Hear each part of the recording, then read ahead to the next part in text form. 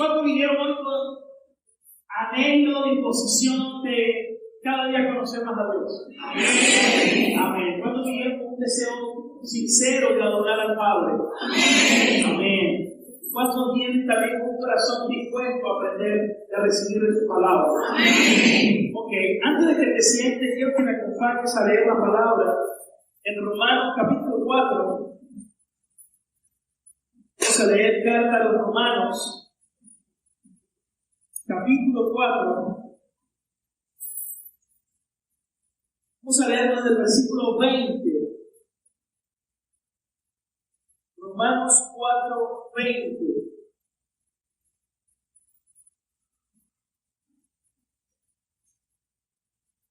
Romanos es una carta que, bueno, es maravillosa, es conocida como una joya porque es donde Pablo presenta lo que es el Evangelio.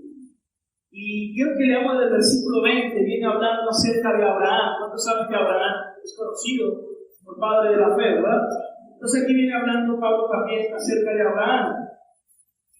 Y dice así la Escritura: tampoco dudó por incredulidad de la promesa de Dios, sino que se fortaleció en fe dando gloria a Dios, plenamente convencido de que era también poderoso para hacer todo lo que había prometido, por lo cual también su fe le fue contado por justicia. ¿Cuántos dicen amén? Amén. Y no solamente con respecto a ese creyó que le fue contada, sino también con respecto a nosotros, a quienes ha de ser contado. Esto es a los que creemos en el que levantó de los muertos a Jesús, Señor nuestro, el cual fue entregado por nuestras transgresiones y resucitado para nuestra justificación. Creo que este versículo lo podemos repetir todos de voz fuerte, diga, el cual fue entregado por nuestras transgresiones y resucitado para nuestra justificación. ¿Pueden tomar asiento?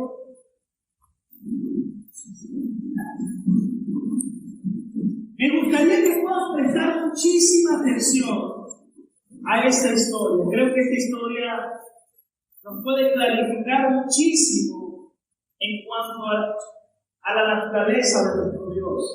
Espero que nunca lo olvides. En una ciudad lejana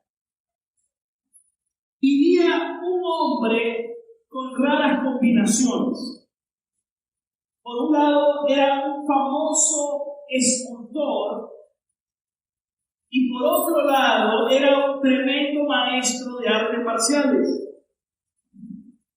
Es preciso mencionar que tanto en una cosa, en cuanto a su facultad de escultor, como su habilidad en las artes marciales, eran extraordinarias. Realmente era un maestro en ambas disciplinas. Lastimosamente, varios de sus amigos no lo entendían, porque algunos creían que por ser escultor tenía que ser una persona muy dulce y muy mansa. Pero el resto pensaba que para que fuera un buen karateca debía ser una persona dura y violenta, y por ende le tenía miedo. Un día invitó a todos sus amigos porque él quería demostrarles sus ambas habilidades. Antes de que los amigos llegaran a la reunión, este hombre tomó dos masas de barro, la dividió en dos partes, y en la primera empezó a hacer sus obras, hizo varias esculturas, pero muy preciosas, muy finas realmente. Y la otra simplemente la cosió y la dejó endurecer. Finalmente, cuando los amigos llegaron, el día acordado y a la hora acordada, él le mostró lo que había hecho con la primera masa, toda la obra, su escultura, Y la reacción de sus amigos fueron: qué dulce, qué tierno, qué manso eres, cómo tienes tanta destreza, eres tan detallista. Amigas y amigos les expresaban eso a este hombre. Pero cuando termina, dice: pero esto no es todo. Sacó la segunda masa, estaba endurecida, y comenzó a ejecutar sus movimientos de carácter, pero con mucha rudeza, con mucha fuerza, que sus amigos sabían que lo vieron haciendo todos esos movimientos, dijeron: realmente es impresionante todo lo que haces. Había desmoronado aquella masa. Y dijeron: ¿cómo puede ser alguien también tan fuerte y tan duro? Aquellos que asistieron se dieron cuenta de lo que el maestro les estaba diciendo. Era tan sensible y dulce, pero al mismo tiempo tan fuerte y grande. Alguien de ellos dijo: mejor que lo tengamos como nuestro amigo, para que no tengamos problemas con él.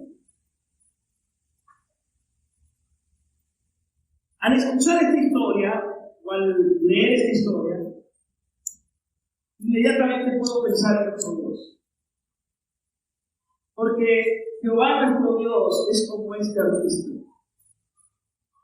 Algunos lo pueden ver como un padre tan amoroso, tan hermoso, tan dulce, tan sensible. Pero otros lo pueden ver como tan fuerte, tan duro. Y si cada quien lo mira de una forma separada, como que si vivieran a Dios y no separaran, estarían viendo lo que realmente no es. Porque Dios es indivisible. En otras palabras, Dios no puede ser dividido en partes. Es su naturaleza.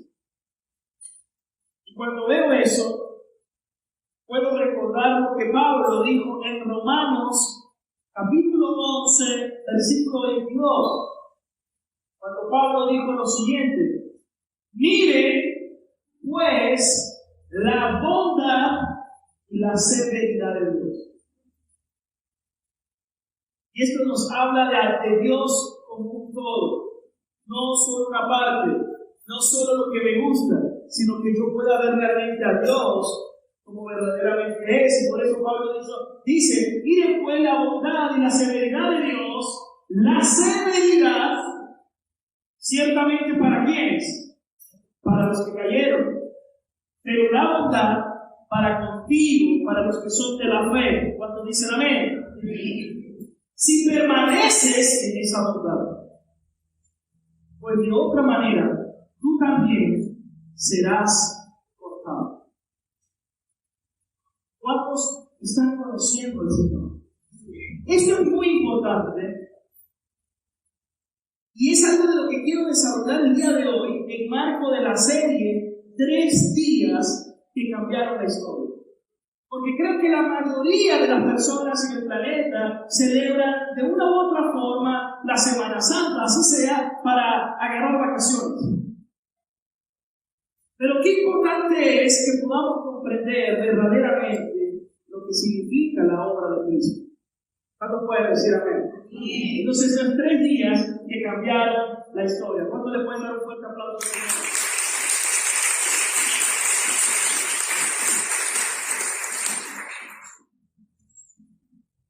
Es necesario que conozcamos a Dios.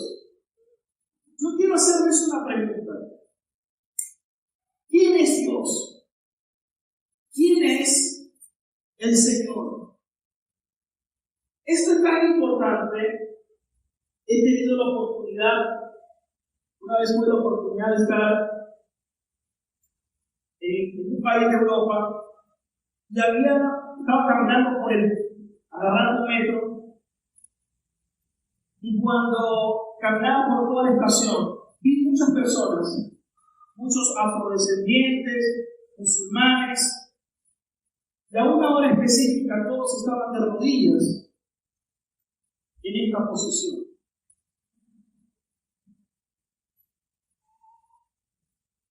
Y era muchísima gente, a mediodía, todos en esa misma actitud, ellos adorando a su Dios. Estaba específicamente en Francia. Cuando todos estaban haciendo eso, sinceramente pensé, aquí están hablando. Se agarra un hindú que tiene miles de dioses, pueden decir que estamos adorando a Dios. Se agarra un musulmán y dice, estoy adorando a mi Dios. Se agarra un judío, estoy adorando a mi Dios.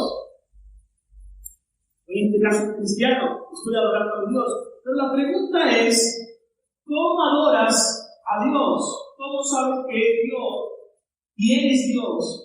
Y si hiciéramos un ejercicio práctico donde yo les dijera todo, vamos a hacer una tarea en este momento. Tomen un lápiz, tomen un papel y escriban quién es Dios.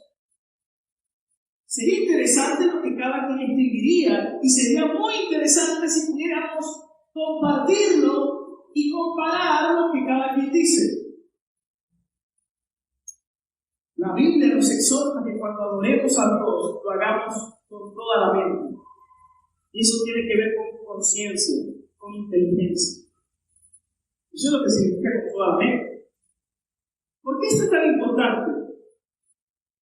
Porque la pregunta es, ¿cómo alguien adora a un Dios que no conoce? ¿Y cómo sabemos quién es Dios? Yo creo que mucha gente cree que Dios es como San Nicolás. ¿Sabes?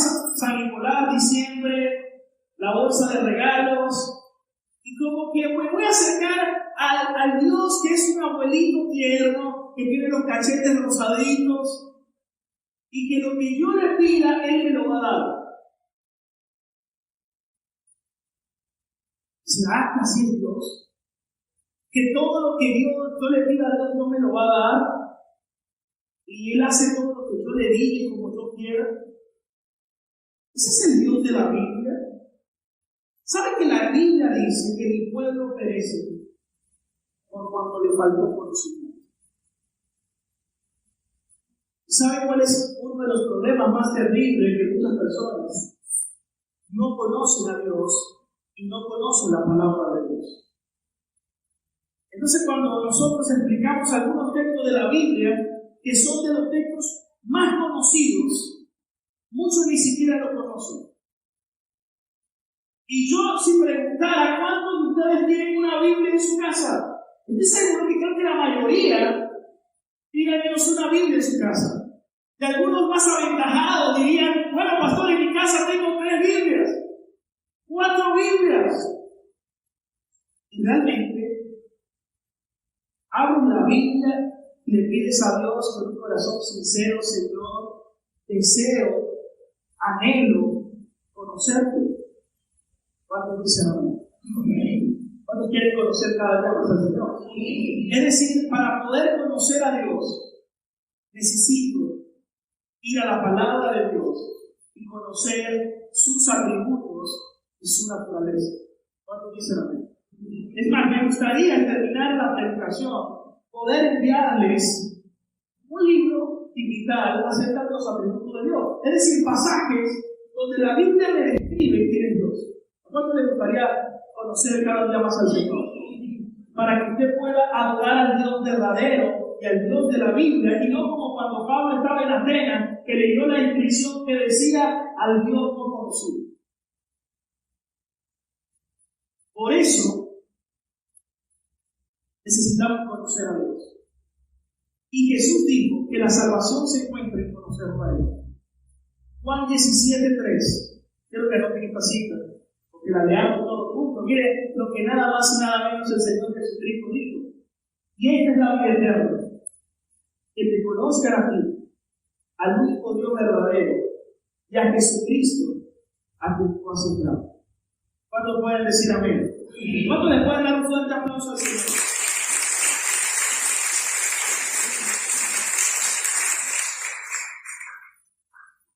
Romanos capítulo 4, versículo 25, que básicamente fue el texto con el cual inicié la prédica, Este versículo es conocido por muchos a lo largo de la historia del cristianismo como el corazón del Evangelio.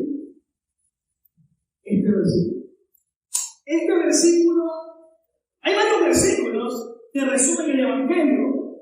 Un ejemplo, Juan 3:16, de tal manera amó Dios al mundo que ha dado a su Hijo unigénito para que todo aquel que cree en Él no se pierda, mas tenga vida eterna.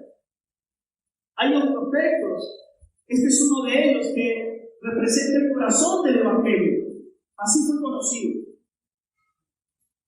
Aquí está hablando de Cristo, el cual fue entregado por nuestras transgresiones y resucitado para nuestra justificación. Ahora, vamos a comenzar. ¿Cuántos celebraron o conmemoraron la Semana Santa, por ejemplo? ¿O cuántos había jueves, un Viernes Santo donde Jesús muere, hubo un día donde todo estaba en silencio, el día donde el Señor resucita?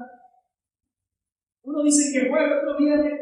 Lo importante es que Cristo murió, fue sepultado y resucitó. Eso es lo que realmente nos importa. Ahora, ¿qué significa eso? ¿Y cómo sé yo que realmente tengo una verdadera fe? Ayer me hicieron una pregunta. Y esta pregunta estuvo muy buena. Muy sencilla, pero muy profunda. Pastor, ¿nosotros somos salvos por la fe? Mediante la fe, dije, sí. Por gracia, mediante la fe. Y no es por obras, no somos justificados por obras. Pero entonces viene la pregunta muy buena. Pastor, y entonces las personas que dicen que creen en Dios, automáticamente son salvos. Entonces piensa por un momento, si tú salieras del servicio al terminar y te encontraras con muchas personas que realmente no están interesadas en acercarse al Señor, pero si tú le preguntaras, ¿crees en Dios? La mayoría dentro de nuestra cultura, dentro de nuestro país, cree en Dios. La mayoría cree en Cristo. La pregunta sería, ¿creen lo suficiente como para decir son salvos? Creen en Dios, creen en Cristo, pero ¿creen lo suficiente como para decir son salvos? Bueno, para responder esa pregunta, me traje este envase que ustedes ven aquí. Este envase, ¿qué nombre lleva? La fe. Y esta fe es nada más y nada menos que la fe que salva, la fe salvadora. Porque realmente también en el infierno estarán criaturas que creen en Dios. Es más, miren lo que dice el apóstol Santiago en el capítulo 2, versículo 19. Quiero que miren todos. A continuación, Santiago, capítulo 2, versículo 19, dice, ¿tú crees que Dios es uno? Bien haces, también los demonios creen y tiemblan. ¿Tú crees que Dios es uno? Los demonios también lo creen. Y más, ellos hacen más, ellos tiemblan. Y hay gente que habla con una ligereza de Dios tan irreverente que uno dice, ¿cómo está realmente el mundo? Entonces, se dan cuenta que hasta los demonios que van a estar en el lago de azufre, en el lago de fuego, en esa segunda y muerte final, en ese infierno permanente, ellos creen, pero eso es lo que salva. La pregunta es, ¿cuáles son esos elementos que tienen una fe que salva? ¿Cuánto le gustaría saber cuáles son esos elementos? No se pierda la próxima semana. Lo vamos a estar compartiendo a la misma hora por este mismo canal. No, es jugando, no me atrevo tanto. Quiero explicarle hoy acerca de cuáles son esos elementos que contienen esa fe salvadora. Vamos a ver, aquí traje vimos los distintos elementos. Número uno, primer elemento. Tiene que haber una que dice aquí, confesión. Pero no me refiero a una confesión como que a veces veo que hay evangelistas que más que evangelistas son evangelásticos porque quieren inflar la cifra. No, mira, hoy predicamos a 100 y se convirtieron 50. La pregunta es, ¿cómo tú sabes que se convirtieron? Eso lo sabe solo Dios. Que le predicaste, que los alcanzaste, que los evangelizaste, pero quien determina quién es verdaderamente conocieron a Dios, quienes verdaderamente se convirtieron, eso lo sabe Dios. ¿Cómo puedo yo saberlo? La Biblia dice, por sus frutos serán conocidos. Hay que esperarse el tiempo para ver los frutos. Ahora, no es una confesión, vamos, repite conmigo. No, más fuerte, vamos, repite. No me refiero a ese tipo de confesión. Alguien me decía en estos días, pastor, ¿quiere que le diga cómo yo fui bautizado? Me llevaron a engañar. Me dijeron que íbamos para un río. Y que nos llevamos ropa blanca, y no, que yo estaba ropa blanca. Y de repente no me di cuenta que me estaba bautizando.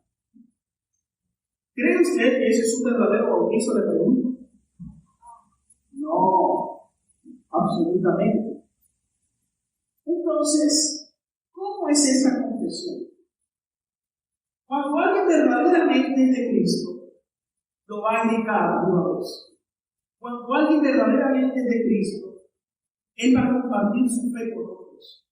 Cuando alguien verdaderamente es de Cristo, él no se va a avergonzar de su fe.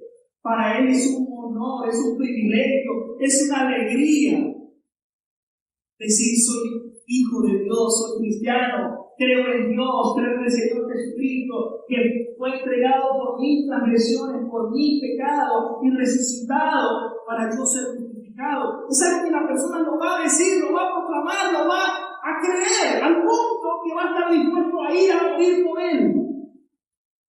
Por eso Jesús dijo: cualquiera que me confiese delante de los hombres, yo le confesaré con mi Padre delante de los ángeles del cielo.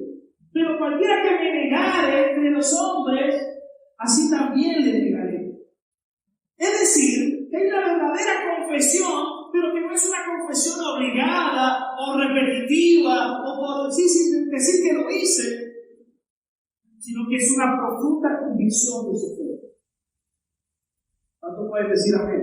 Sí. Es decir, no te quedas callado. Y esto tiene que llevarte a una evaluación. Porque cuando a veces algunos están empezando a caminar en la fe, quieren vivir como cristianos a la secreta. Es decir, ¿para dónde va? Por ahí. ¿Y qué vas a hacer en las diligencias? ¿Y por dónde? Voy a hiperlibre. Hay muchas cosas que comprar. Bueno, a ver, por lo menos. Porque todavía no hay una firme convicción. Todavía no quiero ser visto como del Señor.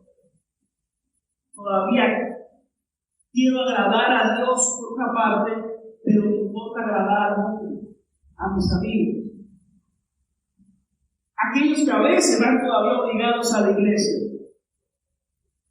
Sobre todo cuando se es niño, se es joven, el padre le dice: hijo, en nuestra casa somos cristianos y honramos y adoramos a Dios, no me acompañes.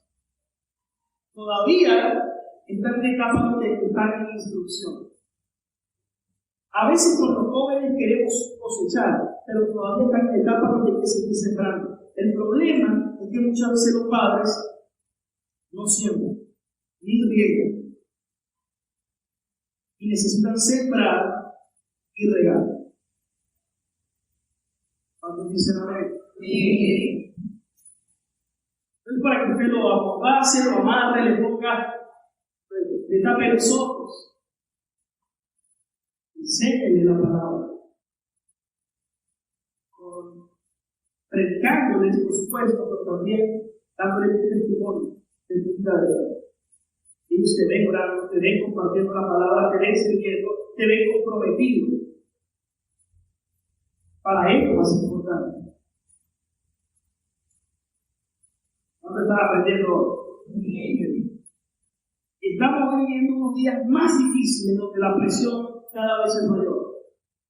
Y como cada vez es mayor, hay una influencia muy terrible afuera. Pero lo importante es que hay una influencia más fuerte adentro. ¿Está siendo de verdad influencia desde adentro? Ese es el punto. No te puedes conformar con que vaya los domingos lo que me escuchó. Es nuestro deber, según la Biblia, explicar los posibles. Dice de mañana, en la noche, cuando te levantes, cuando te acuestes, cuando vayas de camino. Ese es mandato de Dios. Es un mandamiento implícito de Dios. Esto nos debe llamar la atención a todos nosotros que somos padres. Esa es mi responsabilidad. Y tengo que darle cuenta a Dios. Yo sé que voy a dar cuenta por la congregación, pero primero le voy a dar cuenta por mi esposo y por mi hijo. Levanten la mano los hombres. Vamos a dar cuenta.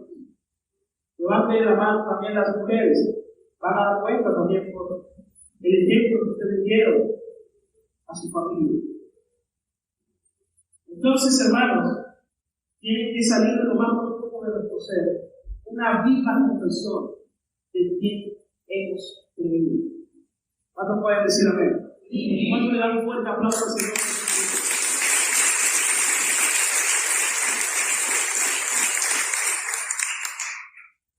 Esa es la confesión.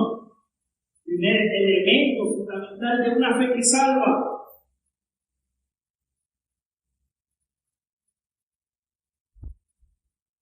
Vamos a ver otro elemento de la fe. Este que te voy a presentar a continuación, creo que es el elemento más importante. Porque tiene que ver con nuestra responsabilidad también. Y esto tiene que ver con el contenido de nuestra fe. Porque la pregunta es, ¿en qué crees? ¿En quién crees? Yo creo en Dios. ¿Cuál Dios? ¿Y en qué específicamente crees?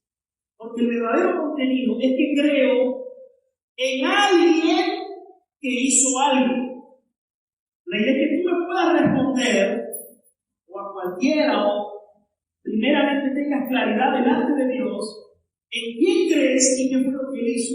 En este caso, Dios, Cristo y la obra de Él. Eso es contenido. Por ejemplo, alguien dice, bueno, ¿crees en la Trinidad de Dios? ¿Crees que en la deidad de Cristo? Esos son aspectos fundamentales de la fe. ¿Crees en la palabra de Dios? Esos son aspectos fundamentales de nuestra fe. Es decir, hay un contenido en nuestra fe. No es una fe hueca, es una fe que tiene contenido.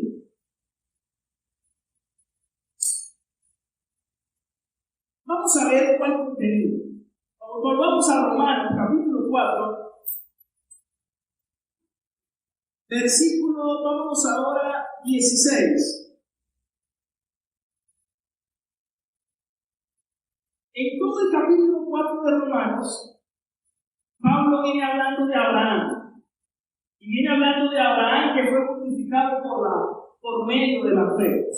Y miren lo que dice el apóstol. Por tanto, es por fe, para que sea por gracia, a fin de que la promesa sea firme para toda aquel que dice allí, su descendencia, no solamente para lo que es de la ley, sino también para la que es de la fe de Abraham, el cual es padre de todos nosotros. Como está escrito, te he puesto por padre de mucha gente. Es decir, aquí cuando dice como está escrito es porque Pablo está tomando un versículo de otro pasaje, en este caso de Génesis. delante de Dios a quien creyó, el cual da vida a los muertos. ¿Por qué Pablo dice que Abraham creyó en aquel que da vida a los muertos? Porque Abraham ya tenía 100 años y su esposa Sara tenía 90 y era estéril. Y dice la Escritura que de un cuerpo ya casi muerto, Dios le levantó una descendencia como la arena del mar, el cual incluye a todos nosotros que somos de la fe en Cristo. ¿Se ve? Y llama las cosas que no son como si fuesen. ¿Cuáles cosas?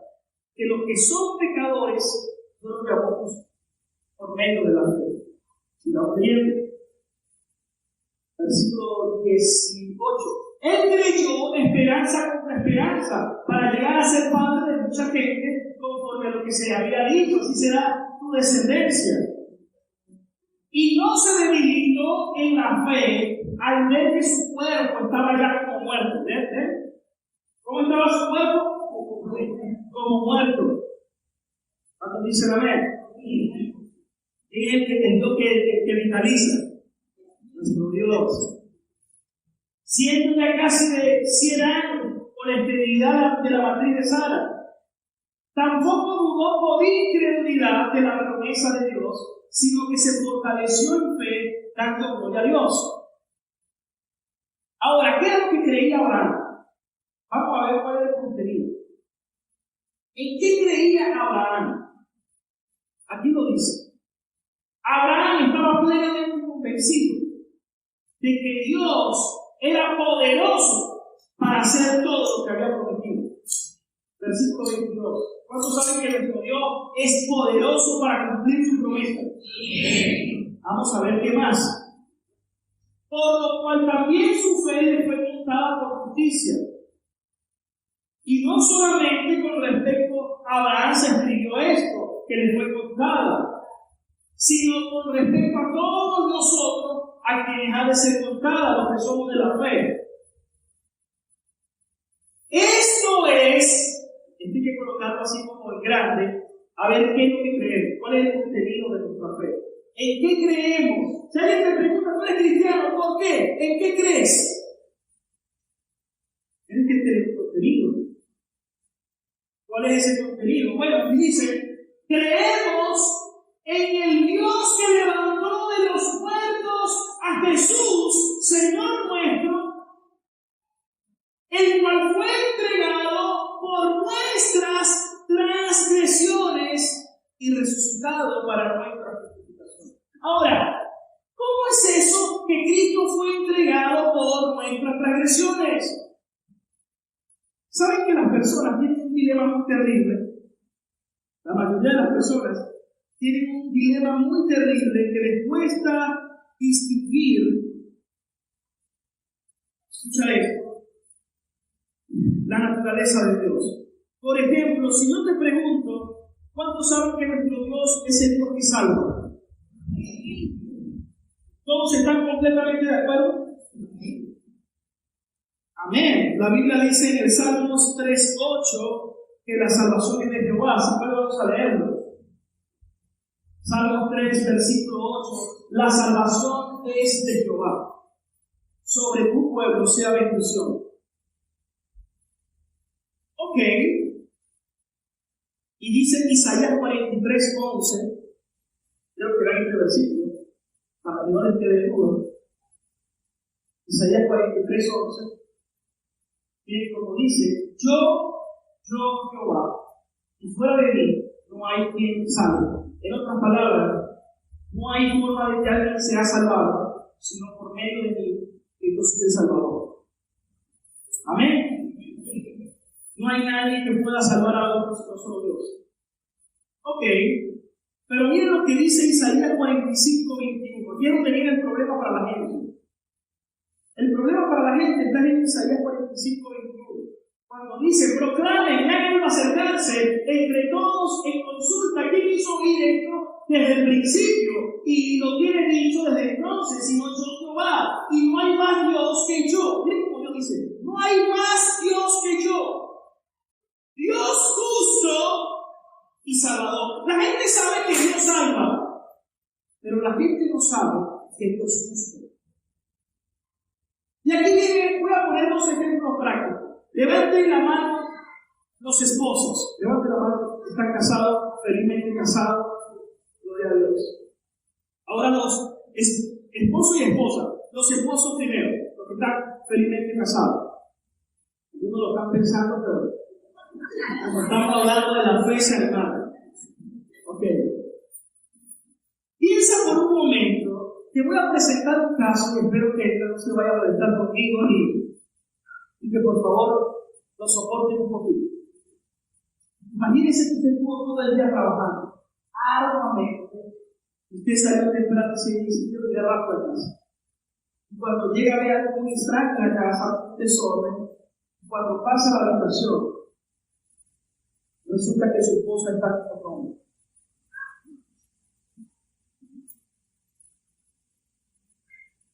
¿Por qué?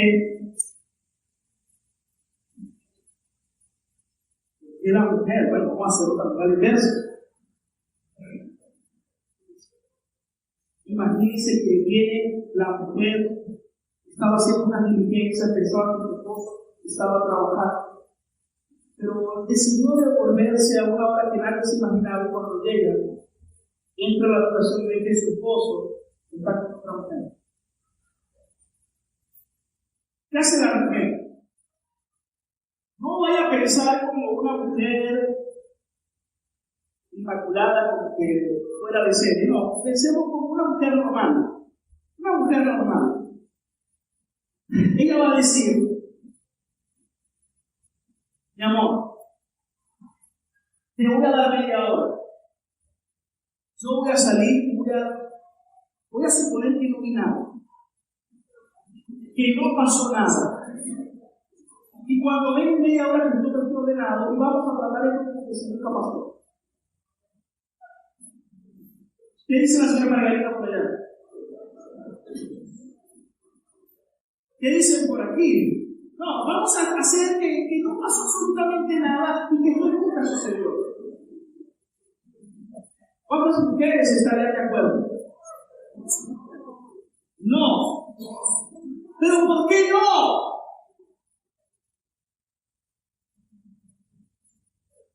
Está tenaz, ¿verdad? El perdón es caro para el que le toca perdonar, ¿verdad? Vamos a poner uno que también nos remueva un poco las entrañas. Imagínense que se saca mañana un listado internacional de todos los políticos corruptos del país, con las cifras astronómicas de todo lo que han robado, de todos los partidos políticos, y cómo hay una baraja grandísima. Pero que al mismo tiempo, ese día se levanta el presidente o el de la asamblea, o el presidente de la asamblea y diga: quiero dar un comunicado oficial de parte de la nación, y es que hemos indultado a todos los que han robado y les hemos perdonado, no tienen que pagar absolutamente nada, quédense por todo. ¿Cuántos disfrutan eso? Usted va a decir: ¿qué es esto? No sé cuál te pareció más repulsivo, si con este último, o te pareció más repulsivo el de la infidelidad. Pero algunos creen que Dios es igual y que cuando el hombre peca, Dios dice: me voy a hacer que no pasó nada y que te voy a perdonar igual. Hermanos, ese es un concepto completamente equivocado de Dios. Porque Dios es un juez justo. Y Dios no va a tratar el pecado de la vida.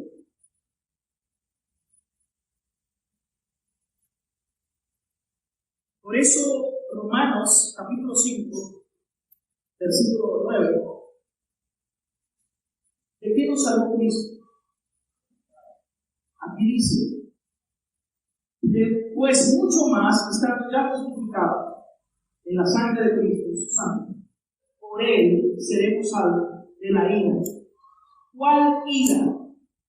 La ira de Dios. ¿Por qué? Dios no es el Dios que me voy media hora y que nada pasó. Eso es lo que la Biblia habla, de que Dios es un Dios justo que va a castigar con su ira el pecado. En este caso al pecador. Entonces cuando la gente dice, Dios ama el pecado y aborrece al pecador, ¿eso es cierto? Sí y no. Porque cuando Dios vaya a juzgar a muchos, en el juicio final va a juzgar pecadores igualmente. Solo que unos van a ser juzgados por justicia, otros por misericordia. Ninguno por injusticia, porque Dios es justo. ¿En quién va a recaer la justicia? En los que rechazaron a Cristo. ¿En quiénes va a recaer la misericordia? En los que Cristo justificó. Imagínense, voy a poner otro ejemplo bien de esos que, me disculpa, no. Quiero que pienses en un pecado. En el pecado que tú quisieras que no pudiera pasar, o que nadie se entere. El pecado que tú dices que nadie jamás se entere. En el que te da más vergüenza. Y que yo le diga hoy, quiero pedir al equipo de producción que empecemos a colocar el pecado de cada uno de ustedes en la pantalla. Vamos a verlo entre todos. Comenzando desde el mío, que es terrible. Y el de cada uno. Ahora piensa en Cristo diciendo, Padre, toda la ira tuya contenida por ese pecado, multiplicado por todos los pecados que cometió, que recaiga sobre él. Esa ira de justicia que recaiga sobre él. ¿De qué nos salvó Cristo? Cristo nos salvó de la ira del Padre. Cristo nos salvó de que Dios iba a castigar con ira ese pecado. ¿Qué hace la religión? La religión te esconde la verdad. Algunos tienen años en religión, no le han dicho la verdad. La fe no es ciega. La fe es verdadera. Cristo llevó el castigo sobre sí. Alguien pagó la cuenta. Por eso que cuando alguien me dice, pastor, la salvación es gratis, ¿cómo se te ocurre decir esa tontería? Eso es una estupidez astronómica. ¿Cómo que es gratis? El hecho de que sea por gracia no significa que es gratis, porque alguien pagó un duro y terrible precio. Y ese alguien es el crucificado de Jesús. ¿Cuánto le pueden dar un aplauso a esta gente?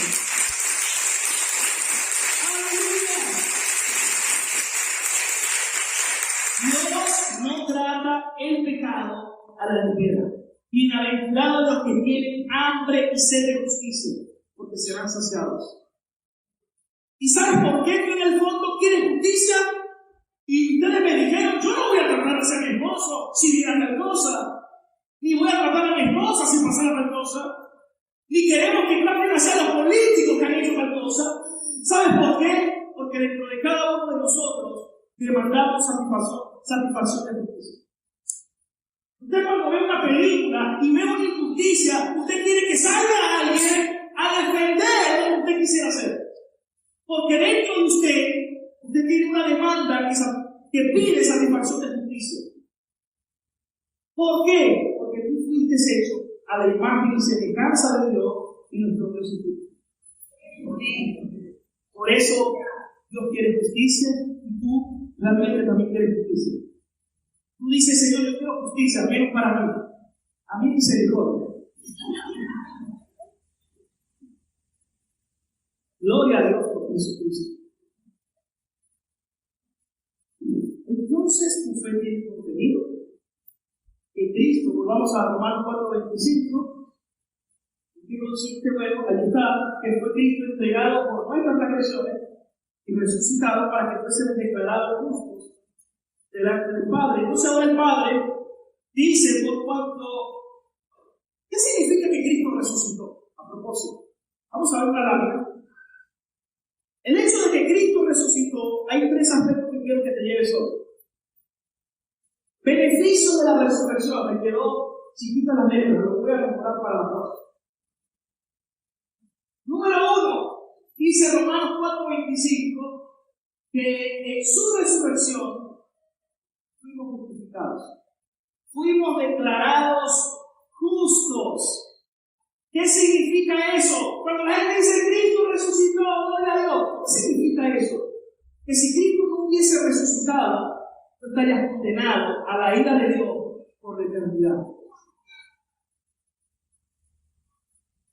Como dijo alguien por ahí, chúpate esa batalla. Si Cristo no resucitó, van a nuestra fe. Dice 1 Corintios 15. Si Cristo no resucitó, entonces no limpió nuestro pecado. Si Cristo no resucitó, estamos fríos. Fríos. Pero el hecho de que Jesús dijera en la cruz, consumado es, la deuda ha sido pagada. La deuda, alguna deuda de justicia que Cristo la pagó. Y cuando resucitó, Dios estaba diciendo, acepto el sacrificio de mí. Por eso la muerte no lo puede retener. Y todos los que en Él han creído, en Él han resucitado. Eso es lo que dice Efesios capítulo 2. ¿Quiere acompañarme a leerlo? Efesios 2, versículo 4. Todos atentos.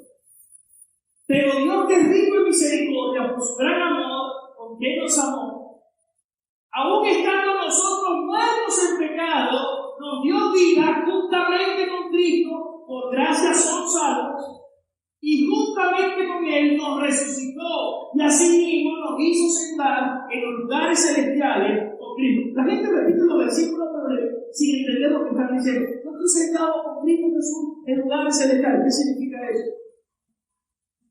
Ahí lo está leyendo. Gracias a la resurrección de Cristo. Número 2, segundo beneficio. El segundo beneficio que vemos en la pantalla, en la lámina, es que Cristo nos dio nueva vida. Segunda de Corintios 5:27, quien está en Cristo Jesús, como dice el versículo, nueva criatura es. Las cosas viejas pasaron y ahora todas son hechas. ¿Cuántos recibieron vida espiritual cuando creyeron en el Señor? Gloria a Dios. Tercero, nuestros cuerpos resucitarán en Cristo. ¿Cuántos saben? Como dice 1 Corintios 15, un día vamos a dejar el cuerpo, pero que Dios ha preparado moradas para nosotros. Y Dios tiene reservado para nosotros un cuerpo nuevo, donde ya no hay vestigio de pecado y viviremos con Él eternamente. Vamos a dar la gloria a Dios en esta mañana. Den un aplauso.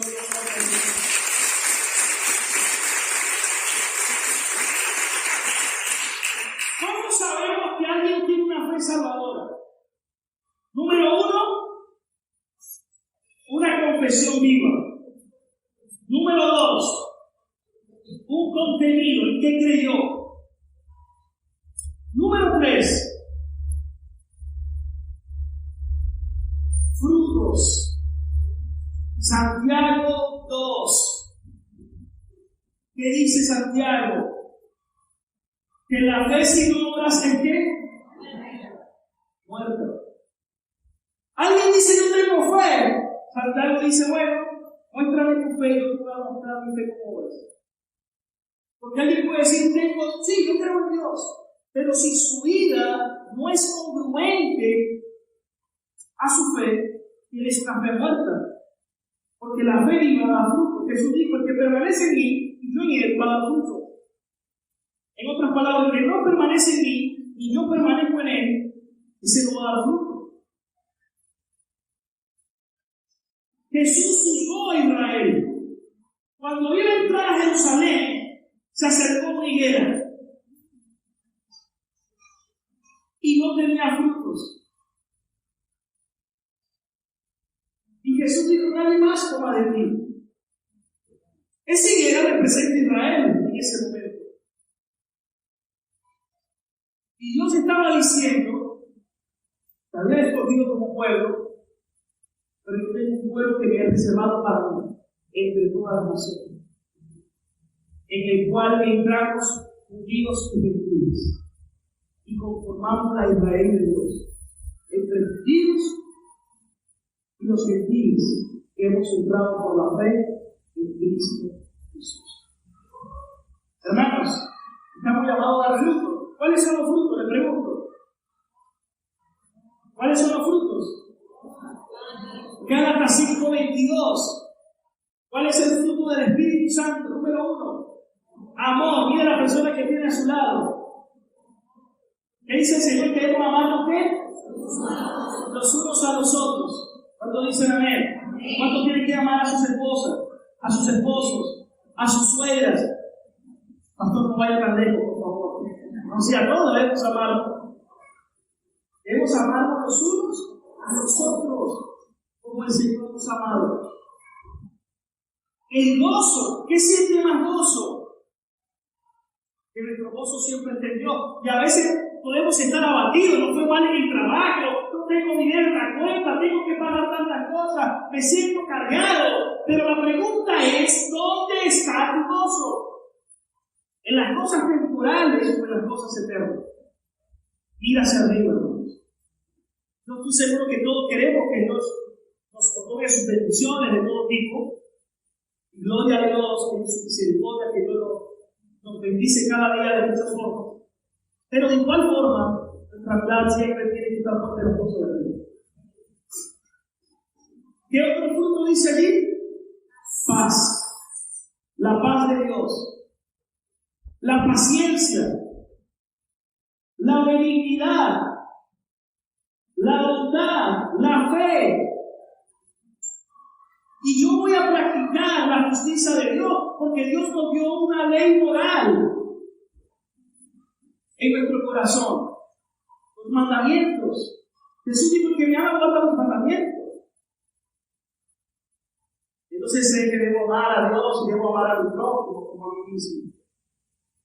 Eso es algo que Dios está trabajando y cultivando en cada uno de nosotros. ¿Cuánto pueden decir amén? ¿Cuánto le damos un aplauso al Señor?